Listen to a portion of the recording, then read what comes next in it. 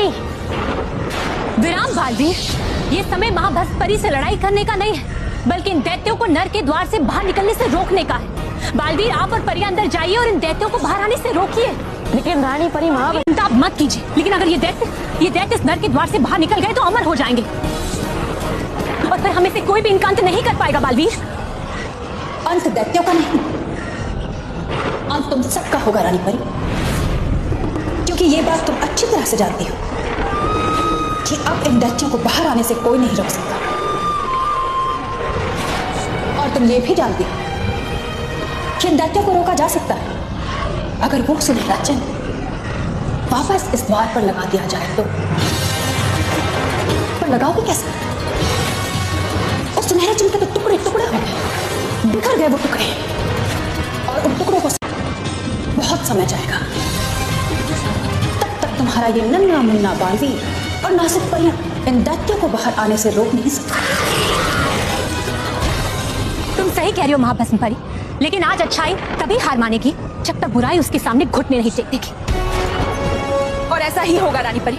हम सब परियों के रहते एक भी दानव इस द्वार से बाहर नहीं आ पाएगा। हाँ परियों, बालवीर, आप और परी अंदर जाइए और इन दैत्यों को बाहर आने से रोकिए। तब तक हम इस सुनहरे चिन्ह को इस दरवाजे पर लगाने की कोशिश करते हैं। जाइए बालवीर। जी रानी परी।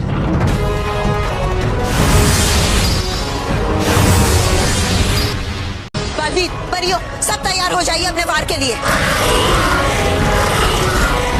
आज तुम्हारी हर कोशिश नाकाम होगी रानी परी, और आज मैं तुम सबका अंत करके अपना बदला लूंगी तुमसे, क्योंकि बड़ी बुरी हूं मैं। हाँ महाभस्म परी, हम जानते हैं कि बहुत बुरी हो तुम, और तुम्हारा अंत भी बुरा ही होगा।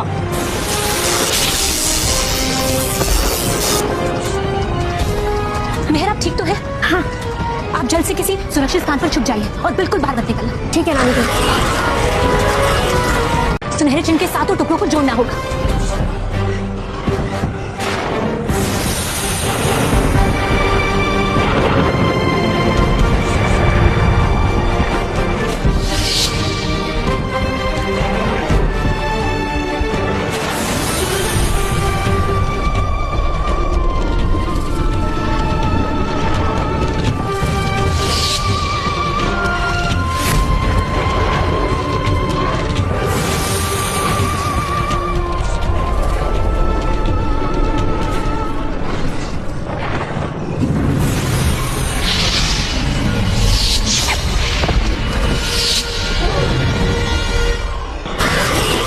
महाभस्म परी ने सही कहा, इतने सारे दानवों को रोकना असंभव होगा।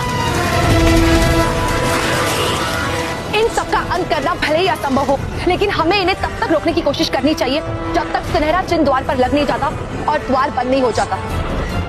हाँ विशाल परी, तो आप भी अपनी शक्ति का इस्तेमाल पहले कीजिए और इतनी रोशनी फैलाइए ये दानवों को कुछ दिखाई ना दे और ये दूसरी दिशा में मुड़ जाए। ठीक है बालवीर।